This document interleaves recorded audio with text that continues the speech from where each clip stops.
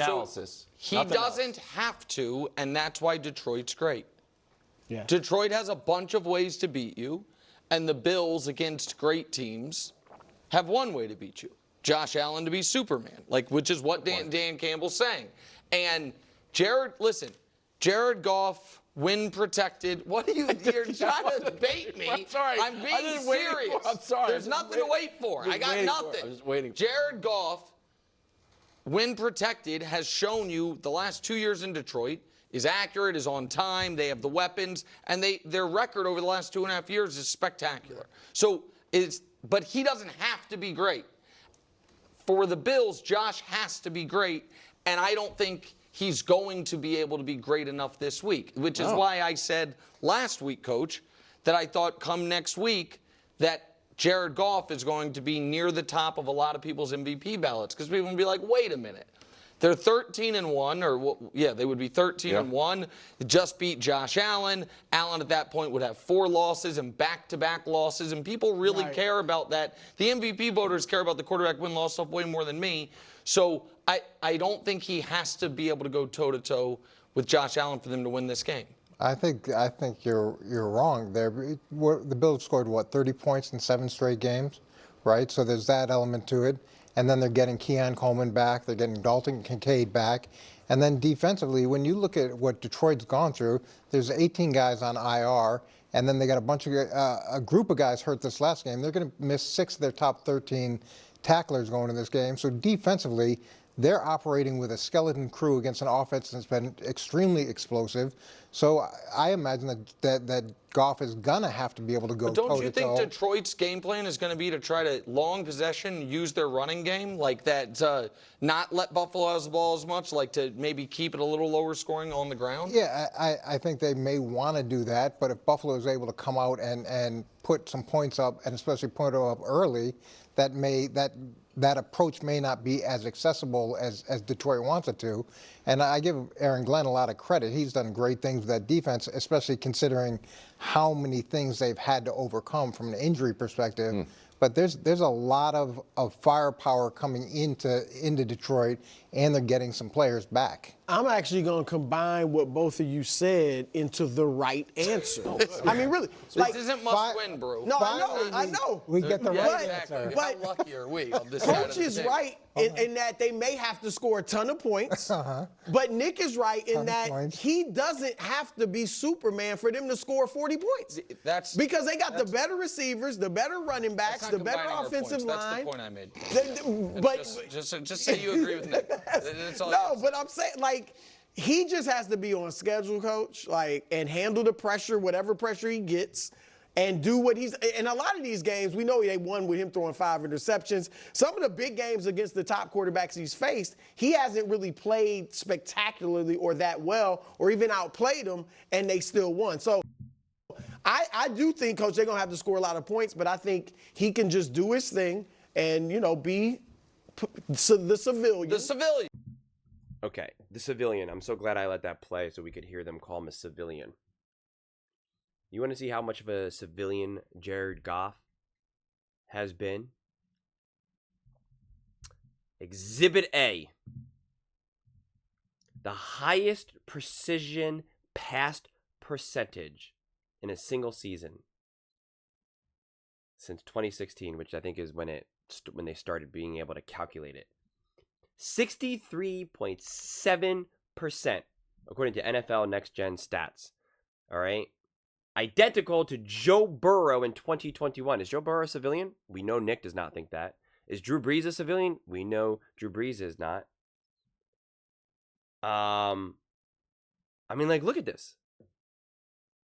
This is the top of all time. And precision passing means, are you hitting the receiver in the chest, right? So where they can catch it, or are you hitting them in stride? So it really is precision. It's really relying on your quarterback to deliver the ball in the best and easiest way possible for the receiver, to be able to get some yards after catch and all that fun stuff. So, yeah. Seems like a pretty big deal when you're up there with someone like a Drew Brees and a Joe Burrow. That doesn't seem very civilian to me. Now, I'm going to combine all of their takes and give you the right answer. They don't need Jared Goff to be great, but Jared Goff is still great.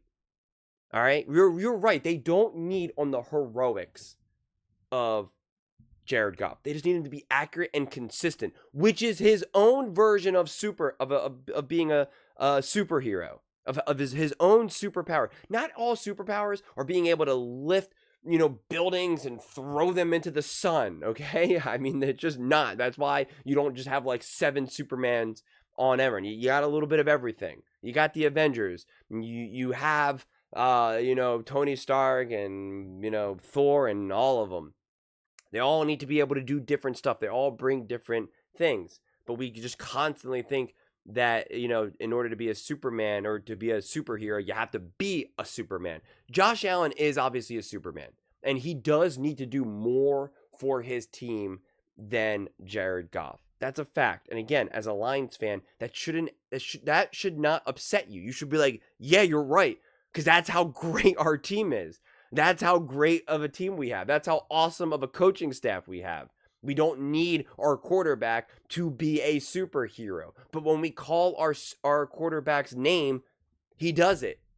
And he is incredibly, we can rely on him to, stick with the whole Avengers and superheroes thing. You can't, because of how accurate Jared Goff has been and how he's essentially flawlessly executed this offense. It's why you can't call him a civilian. Because we see on a regular basis quarterbacks at a high clip really just not deliver the ball accurately, misreads, right? Like just make bad throws. And for some reason they just don't see consistency as being a superpower. And I don't get it, honestly. Because if you were more consistent in any positive aspect of your life, the amount of momentum and the amount of what you could accomplish would be so significant. What if you were just consistently nicer, consistently happier? What if you just consistently got a better night's sleep? You consistently woke up feeling more refreshed.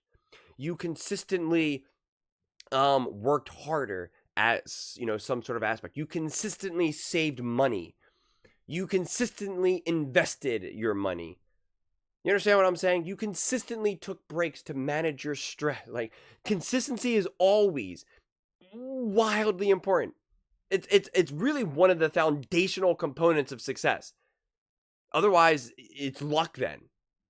Right? All the greats, all the super geniuses, all the actual, literal, real superheroes in the world are consistent. And that is what Jared Goff brings to the table, is his level of consistency. That is a superpower. And I will scream that as loud as I can. So keep calling him a civilian. It's nonsense. Then how is he doing something that Joe Burrow and Drew Brees do better than them? Tell me. I want to know. Something as fundamental to a quarterback as delivering the ball accurately. He's one of the most accurate quarterbacks of the last 10 years or so.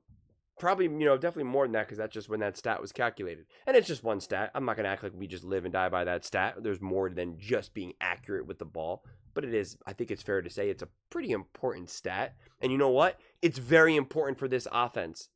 Very important for this offense. Because of the way it's designed. Because of what Ben Johnson wants to be able to do. It's very, very important. So it is his own flavor of his superpower-is.